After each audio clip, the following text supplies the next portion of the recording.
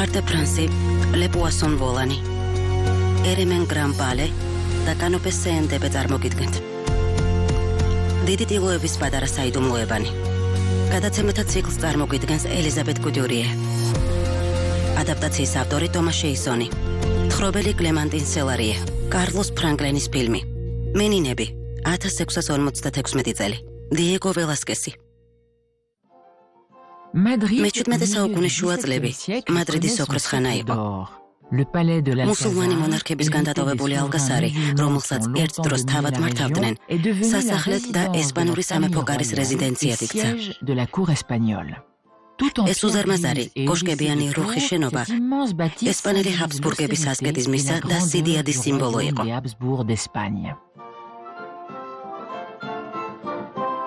ფილიპე მეოთხე ტახტზე ავიდა და პლანეტების მეფე გახდა.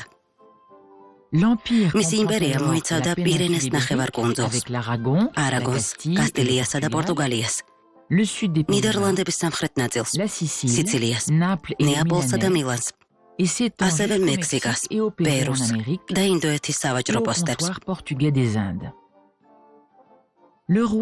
მეფე ხელოვნების ერთ-ერთი დიდი მეცენატი იყო. ხელს უწყობდა და აფინანსებდა მხატვრებს.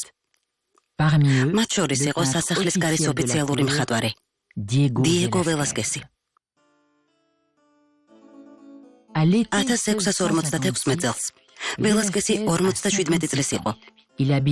მას ალკასარში რამოდენიმე ოთახი ჰქონდა გამოყოფილი. ის ბოლო შტრიხებს ასრულებდა დიდ ტილოზე, რომელსაც მეფისთვის ქმნიდა. ეს მისი ყველაზე ცნობილი ნამუშევარი იყო და იმ დროს ოჯახი ეწოდებოდა. როგორ ოჯახს აგვიღწევს ველასკესი ნახატზე? ამის გასაგებად ნამუშევარი უნდა შევისწავლოთ. ნახატის უკან გავშიფროთ საიდუმლო, რომელიც აშკარად ჩანს და შევეცადოთ მივხვდეთ, რას ამბობს მხატვარი ქვეყანასა და ამ პერიოდზე. ვინ არის გამოსახული ველასკესის ტილოზე? ესპანელმა მხატვარმა და ისტორიკოსმა ანტონიო პალომინომ 1724 წელს ნახატი დეტალურად აღწერა. ცენტრში ინფანტა მარგარიტა ტერეზაა, მეფის უმცროსი ქალიშვილი, რომელიც იმ დროს 5 წლის იყო. მის გვერდით ორი სეფექალია, მენინები, რომელთა გამოც ნახატს 200 წლის შემდეგ ახალი სახელი შეერქვა. მარცხნივ დგას დონია ისაბელ დე ველასკო. მარჯვნივ სინით-ხელში დონია მარია აგუსტინა სარმიენტო სოტომაიორი. მარჯვენა კუთხეში წყვილია ინფანტას მხლებლები, დონია მარსელა დე ულუა და სავარაუდოდ დიეგო რუის დე ასკონა, მეფის კარის მცველი. მარჯვნივ წინა პლანზე ორი ჯუჯაა, გერმანელი მარია ბარბოლა და იტალიელი ნიკოლას ბერტუსატო, რომელიც ფეხით ძაღლს ეხება. უკანა პლანზე, შესასვლელთან, კიბეებზე დგას ხოსე ნიედო, დედოფლის ხაზინადარი. ფანჯრიდან შემოსული სინათლის სხივი ინფანტას ეცემა და აშკარად ყურადღებას იპყრობს. მას ღია ფერის კაბა აცვია, რომელიც სახის განსა და მისქერად მას ხაზს უსვამს. სეფექალები კი მასთან შედარებით მუქ დასაცმელში არიან. მოდი ჩვენი ყურადღება სინზე შევაჩეროთ. სეფექალი ბავშვს ბუკაროს თავაზობს. ეს პატარა თიხის დოქია, რომელშიც წყალი ასხია. როგორც წესი, ახალგაზრდა ქალს ბუკარო უნდა მიეღო, რომ ღია ფერისგანი შეენარჩუნებინა. სინამდვილეში საქმე იმაშია, რომ ტერაკოტა ანემიას იწვევს. მადამ დონუა თავის მემუარებში ესპანეთის სასახლის კარის შესახებ წერდა. მოგახსენეთ, რომ მათ ძალიან უყვართ თიხა, რომელიც ჩვეულებრივ შეკრულობას იწვევს. მუცელი იბერება და ქვასავით მაგრდება. თიხა კომში ვიტყვითელია. მინდოდა გამესინჯა ეს ნარევი, რომელსაც ასე აფასებენ, თუმცა შეფასებას არ მიესადაგება. მირჩევნია ქვიშაქვაბჯამო.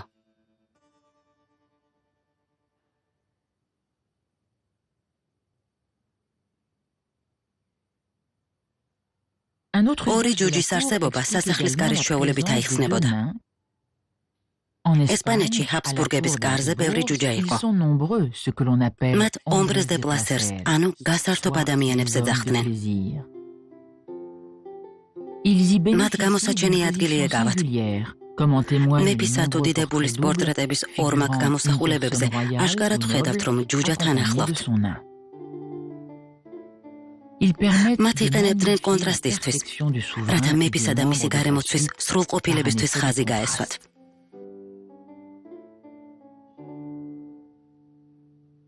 დავუბრუნდეთ ნახატს. როგორც ხედავთ, დილოს მარცხენა მხარეს მხატვრის ავტოპორტრეტია. მან უკან დაიხია, რომ თავის შექმნილ მოდელს შეხედოს. ფუნჯი პალიტრასა და ნახატშორისაა, რომელსაც ვერ ხედავთ.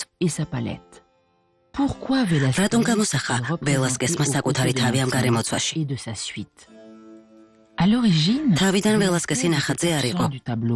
კომპოზიციის მარცხენა მხარეს წითელი ფარდა იყო გამოსახული, საიდანაც მოჩანდა ხელი, რომელიც ინფანტასკენ იყო გაშვერილი და მიუთითებდა, რომ ის ტახტის მემკვიდრეა.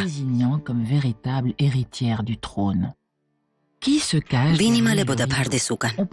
ეს შეიძლება მარია ტერეზა ყოფილიყო, ტახტის კანონიერი მემკვიდრე, რომელიც თავის როლს უმცროს დას გადასცემდა.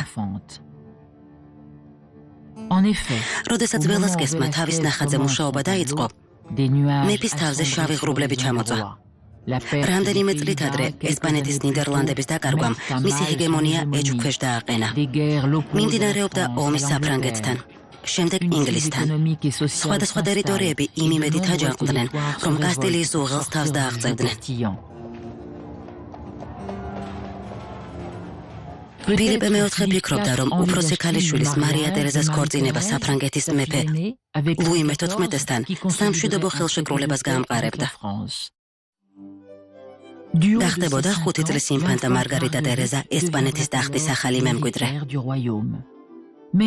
1 წლის შემდეგ ვაჟიშვილის დაბადებამ სიტუაცია შეცვალა. ფიქრობენ, რომ ველასკესმა მაშინ შექმნა ნახატის ის ვერსია, რომელიც დღეს გვაქვს.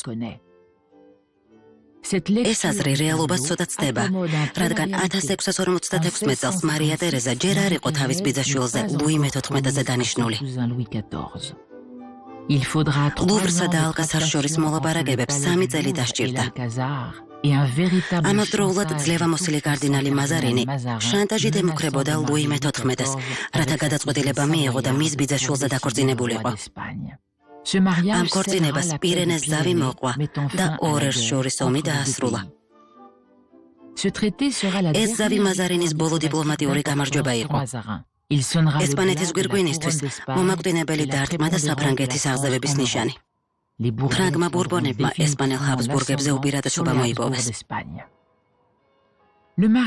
ქორწილი 1660 წელს ბასკების ტერიტორიაზე, ხოხბების კუნძულზე ჩატარდა. მადამ დე მოტვილი მემუარებში გაოგნებული იხსენებდა ახალგაზრდა ქალების დასაცმელს. თეძოებიდან გამოშვერილ ფართო ქვედაბოლოებს, როგორც ველასკესის ნახატზე ინფანტასა და მის ეფე ქალებს აცვიათ.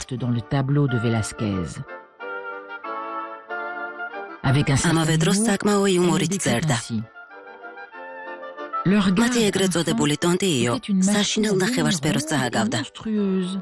გეგონებოდა ქვედაბოლოების ქვეშ კასრის სალტეები ჰქონდათ შემოწნული. მაგრამ სალტეები მრგვალი კი არა, წინიდან და უკნიდან იყო გაბრტყელებული, რომ კიდევ უფრო ფართო გამოჩენილიყო.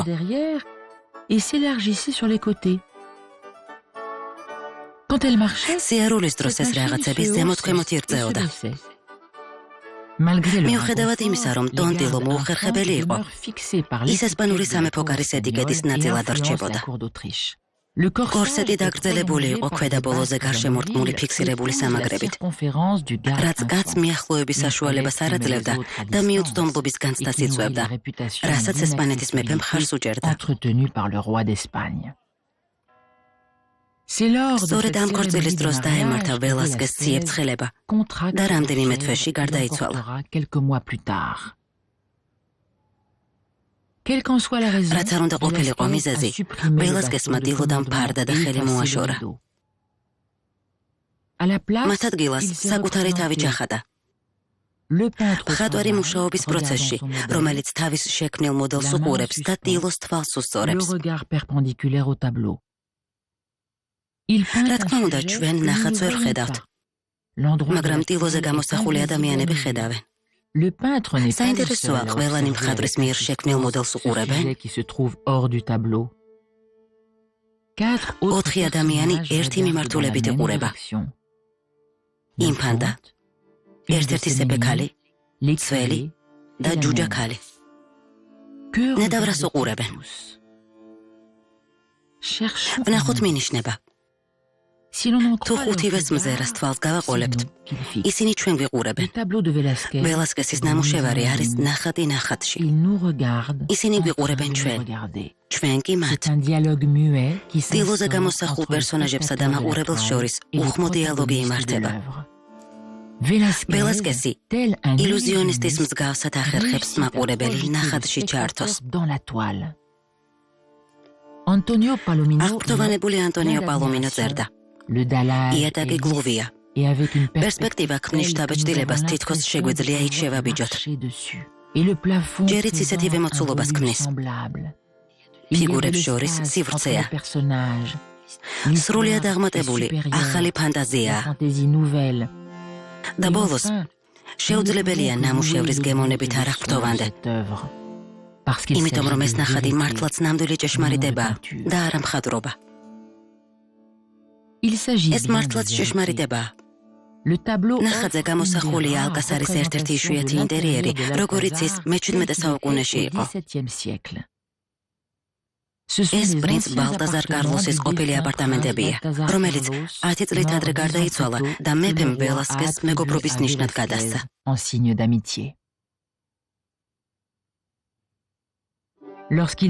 ველასკესი ფილიპე მეოთხეს 30 წლის განმავლობაში ერთგულად ემსახურებოდა.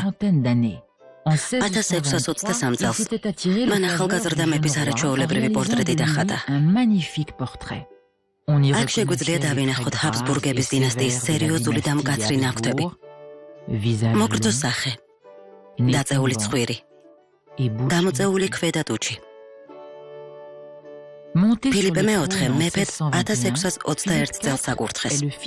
ის ფილიპე მესამის შვილი და კარლ მეხუთის შვილთაშვილი იყო. პორტრეტებზე ღვთისმოსავი და თავმდაბალი მონარქის გამოსახულებებს ხედავთ. ტრადიციულად, ესპანეთის მეფე თავშეკავებული უნდა ყოფილიყო. მაგრამ ფილიპე მეოთხე დინამიკური იყო. ნადირობის, კორიდის, ხელოვნებისა და ქალების მოყვარული. დაუდეგარი მეფე სხვა ქვეყნებს იპყრობდა და საკუთარ სურვილებსა და რწმენას შორის იხლიჩებოდა.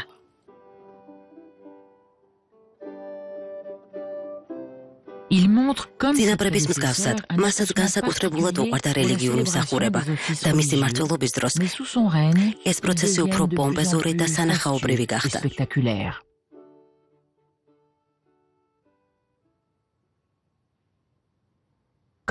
ფილიპე მეოთხე ხელოვნების ნამუშევრების გარემოცვაში ცხოვრობდა. ამბობენ, რომ ერთ დღეს ციებ-ცხელებაც კი დაეწყო, რადგან საზაფხულო აპარტამენტებში ნახატებით ძალიან დიდხანს ტკბებოდა. ელ გრეკო, ვერონეზე, პინტორედო, ბასანო, რიბერა. სულ 1600 ნამუშევარი იყო. ასევე ტიციანის შედევრები, როგორიცაა ეკე ჰომო, პიეტა, ადამი და ევა. ველასკესი ძალიან კარგად იცნობდა ამ შესანიშნავ კოლექციას და მისი კურატორი გახდა. თავისი ნახატის ზედა ნაწილში ამ სამეფო კოლექციის ზოგიერთი ნამუშევარია. მათ შორის რუბენსის დახატული სცენების სერია ოვიდიუსის მეტამორფოზებიდან. პეტერ პაულ რუბენსი ესპანეთის ნიდერლანდების მმართველის ისაბელის მხატვარი იყო. 1628 წელს მადრიდში დიპლომატიური მიზნით მგზავრობისას ველასკეს შეხვდა, რომელმაც სამეფო კოლექცია აჩვენა. ფლანდრიელი მხატვრის ახალისებით, სწავლის დასამთავრებლად, ველასკესმა მეფეს იტალიაში გამგზავრების ნებართვა სთხოვა. მეფემ ის 2 წლით გაუშვა.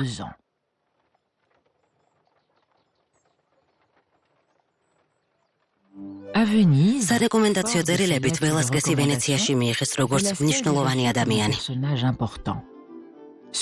ანტონიო პალომინოს თქმით, მან იქ ტინტორეტოს ნამუშევრების ასლები გააკეთა.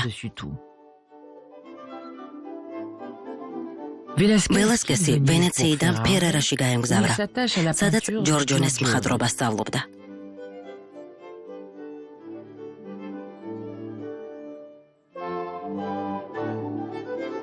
შემდეგ ჩენტოში წავიდა, სადაც გვერჩინოს ნამუშევრებით, მისი მკრთალი ფერებით და რელიგიური ფიგურებით მოიხიბლა.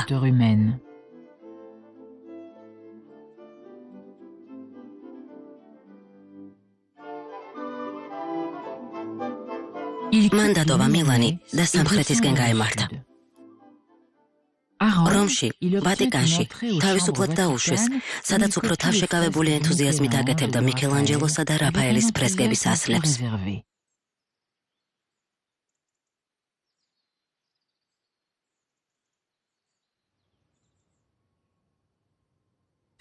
ამ ვიზიტმა ველასკესის ნამუშევრებში გადამწყვეტი ცვლილებები შეიტანა. იტალიური ხელოვნების გავლენა განსაკუთრებით შეიმჩნევა მის ნახატებში ვულკანის სამჭედლო და იოსების ტუნიკა. სივრცის წყობა შეიცვალა. უკანა პლანზე გადასვლა უფრო მძაფრია და ფიგურებს შორის მანძილი საგულდაგულოდ გაზომილი. ფუნჯი საოცრად რბილადაა მოსმული, რაც აშკარა კონტრასტს ქმნის. ველასკესი თავის სფეროს ირჩევს, უპირატესობას განათებასა და მატერიას ანიჭებს. რუბენსის გვერდით შეგვიძლია გავარჩიოთ იაკობ იორდანსის ნახატის ასლი სწორედ იმ ადგილას, სადაც იმ დროის აღწერაშია მითითებული. ამ ნახატებს შორის ბრწყინვალებით გამოირჩევა ერთი, რომელზეც უფრო მკაფიოდ ჩანს საგნები, ვიდრე სხვა ნახატებზე. ეს სამეფო წყვილია, ფილიპე მეოთხე და დედოფალი მარიანა. ბრწყინვალება აიხსნება იმით, რომ ეს სარკეა და არა თავად ნახატი. სწორედ ამ მინიშნებას ვეძებდით. ეს მინიშნება აშკარად გვიჩვენებს, რას ხატავს ველასკესი თავის სტილოზე და რას ან ვის უყურებენ ნახატის დანარჩენი პერსონაჟები. მხატვრობაში სარკეს ხშირად იყენებენ. ველასკესი კარგად იცნობდა ვან ეიკის არნოლფინების ოჯახის პორტრეტს და ტინტორეტოს ქრისტე ფეხებს ბანს მოსწავლეებს. ორივე ფილიპე მეოთხეს ეკუთვნოდა. მაგრამ აქ მხატვარმა სარკეს სცენი სასარეკლად არ გამოიყენა. ფრანგი ფილოსოფოსი მიშელ ფუკო თავისი წიგნის ერთ-ერთ თავში სახელწოდებით მენინები წერს. სარკის დანიშნულებაა, რომ ნახატის ინტერიერში ჩასვა ის, რაც სინამდვილეში მისთვის უცხოა. სწორედ მათ უყურებს ყველა. მათკენ არის ყველას მზერა მიპყრობილი. სწორედ მათ წინ წარდგა პრინცესა თავის სადღესასწაულო სამოსში. მაშასადამე მხატვარი სამეფო წყვილის პორტრეტს ხატავს. ამ შემთხვევაში ეს ნამუშევარი ფიქციაა, რადგან ასეთი ნახატი არ არსებობს. ან იქნებ მენინების სცენას ისე ხატავდა, როგორც ჩვენ ვხედავთ. ამ შემთხვევაში შეგვიძლია წარმოვიდგინოთ, რომ ისინი უზარმაზარ სარკეში საკუთარ გამოსახულებას უყურებენ.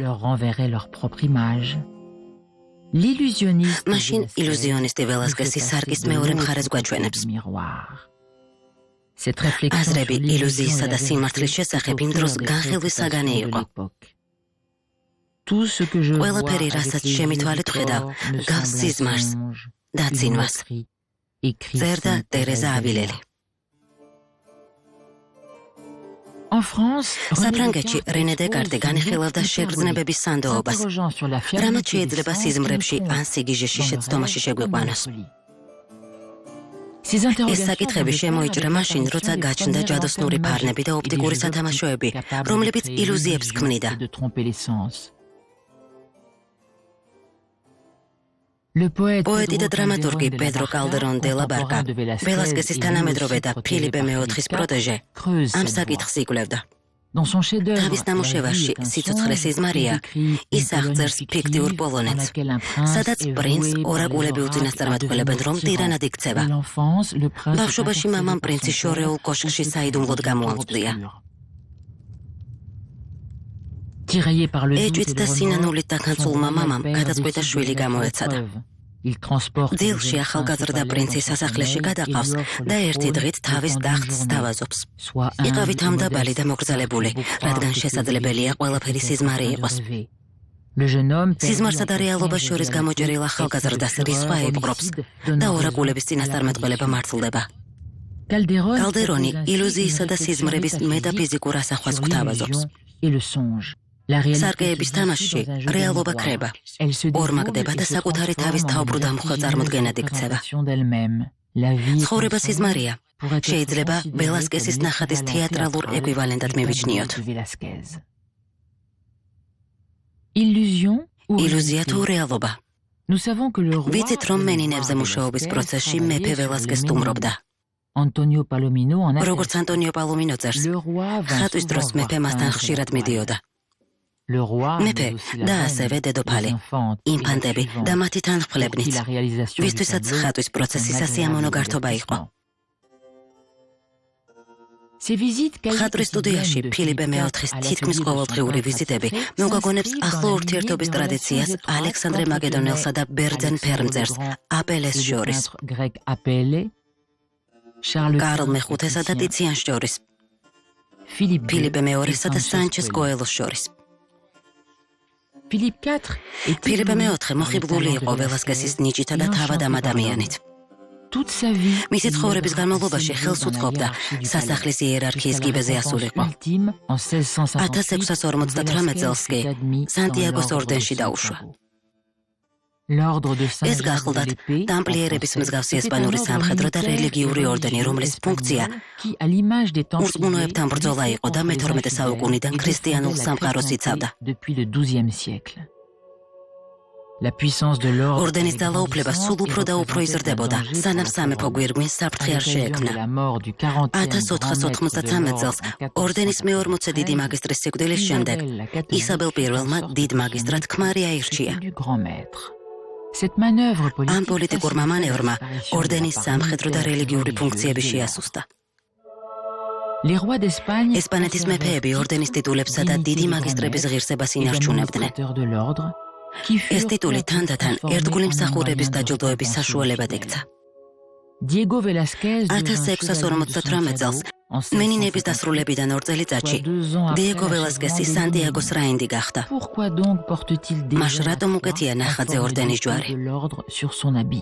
მხატვარი სევილიაში საშუალო კლასის მოგრძალებულ ოჯახში დაიბადა და ეს ჯილდო სასახლის კარზე აღმასვლისთვის განსაკუთრებით მნიშვნელოვანი იყო. ველასკესი ვერ აკმაყოფილებდა ორდენით დაწესებულ კრიტერიუმებს. თავის პორტუგალიურ კეთილშობილურ წარმოშობას ვერ დაამტკიცებდა და ფულს საკუთარი შრომით შოულობდა. ეს ტიტული მოიპოვა მეფის პირდაპირი ჩარევით, რომელმაც ამ მოთხოვნით უშუალოდ პაპს მიმართა.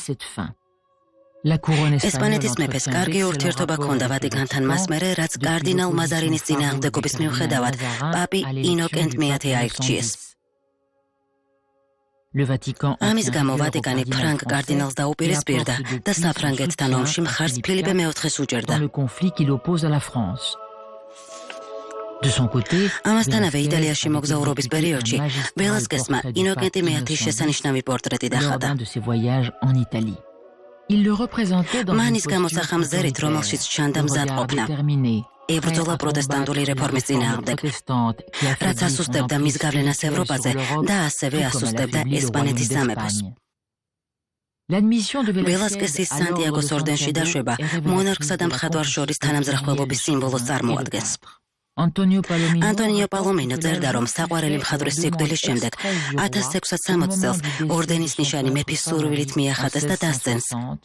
ზოგიერთის აზრით მეფემ თავად მიახატა.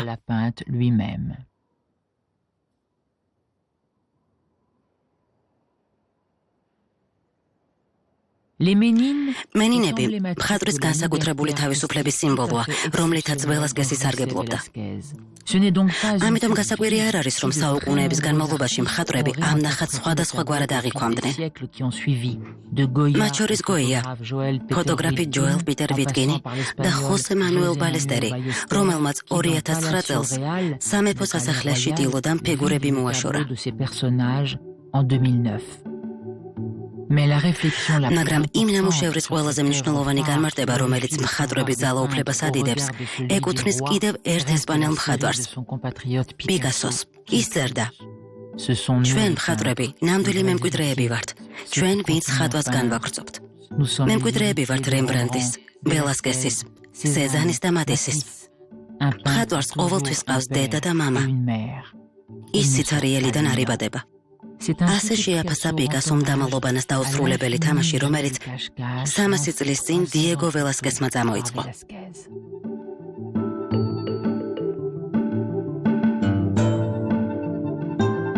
ახმოვანებდა მსახიობი ანი ზამბახიძე. გახმოვანების რეჟისორი ფიქრია ნიკაბაძე. გახმოვანებულია პირველი არხის მიერ.